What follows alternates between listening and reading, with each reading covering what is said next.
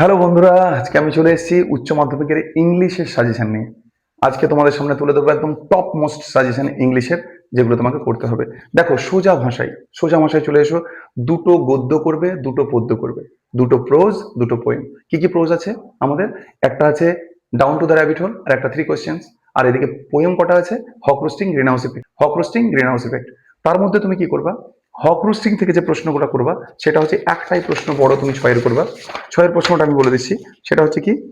Title of the poem hawk roosting, summary of the poem hawk roosting. একই প্রশ্ন কিন্তু। Hawk roosting as a dramatic monologue, এই একটা।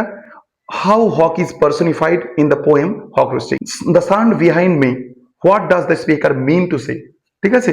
Rehearse perfect kills, আমি rehearse করি perfectly মারার জন্য। ঠিক আছে। এই যে অহংবোধ এখানে কিভাবে ফুটে উঠেছে।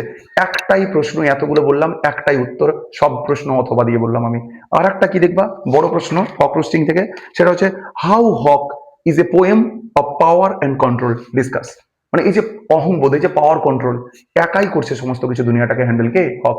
এটা কেন বোঝাতে চেয়েছে, কিভাবে বুঝিয়েছে, এটা করো, তাহলেই হয়ে যাবে। হয়ে গেল বড় প্রশ্ন, দুটো করলাম, একটা ছয়ে পড়ে গেল। তারপরে কি বলছে? 2 নম্বরের যেগুলো করবো, 2 নম্বরের গুলো আমি বলে দিচ্ছি হক রোস্টিং থেকে, কারণ এগুলোই মোস্ট ইম্পর্টেন্ট। কি বলছে? What does no falsifying dream. ঠিক আছে। একটা, what does the hawk symbolise, কেন সিম্বল করা হয়েছে হকটাকে। ঠিক আছে। আর একটা হচ্ছে কি, no argument assert my right, no argument assert my right, এটা একটা দেখবা। আচ্ছা, খুব ইম্পর্টেন্ট সাজেশন কিন্তু বন্ধু। ঠিক আছে। What does my manners are tearing off heads, আমি মাথা ছিঁড়ে নি, এই যে অহংবোধ, এটাকেও দেখবা একবার। I kill where I please because it all is mine, এই দুনিয়াতে যা কিছু আছে সবই আমার। কত অহংকার দেখেছো হকের, এই হকের মাধ্যমে কিভাবে ফুটে উঠেছে এটা কবিতার মধ্যে দেখবা।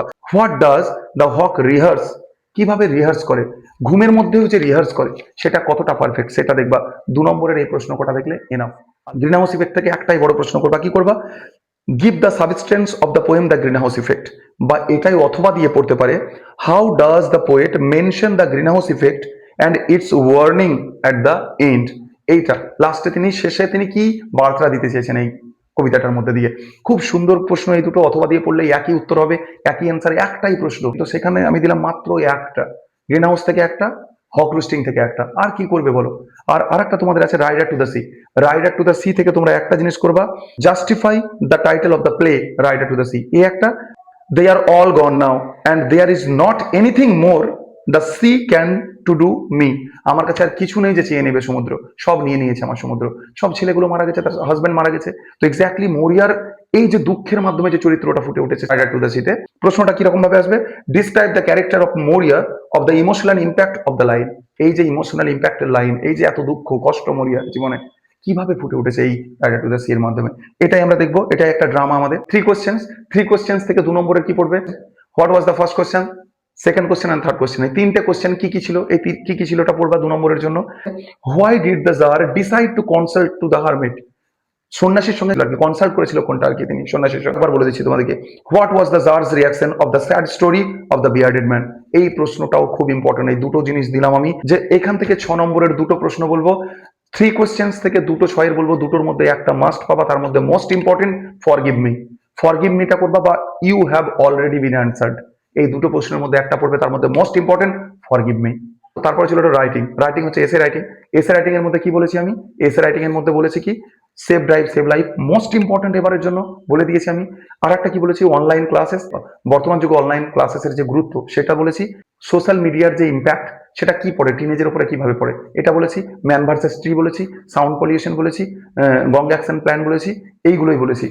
ইমেল ব্লগটা তো দেখে নেবে, আমি চ্যানেলে আজকে রাতের দিকে পোস্ট করবো, আর্টিকেল বিবেচনা করবো, চেষ্টা করবো আর কি। তোমরা যদি লাইক ফলো করো তাহলে আমি আর্টিকেল বিপোজিশন অ্যান্ড যেটা বাকি আছে সেটাও আমি দিয়ে দেবো তোমাদেরকে। তো যাই হোক, এই কটাই ফলো করো। Thank you so much. তোমরা আমার চ্যানেলের সঙ্গে থাকো।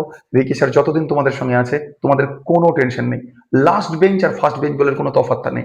এক রাত পড়লেই খুব সুন্দর রেজাল্ট হবে, যদি মনে বিশ্বাস আর কনফিডেন্স থাকে। কালকে দেখবে সব হুবহু কমন পড়েছে। ছয়ের বলে দিলাম। আর অ্যালিস যদি করতে চাও কেউ, অ্যালিস থেকে down to the rabbit hole, তাহলে ওখান থেকে ছয়ের একটাই করবা, অ্যালিসের চরিত্র। How does the passage establish Alice's character as both curious and practical, অ্যালিসের জীবনের কিউরিয়াস লাইফটা কেমন ছিল আর প্র্যাকটিক্যাল জীবনটা কেমন ছিল, এই বোথের যে তুলনা, সেই জায়গাটা অ্যালিসের ক্যারেক্টার ওয়াইজ দেখতে হবে। Thank you so much, good bye.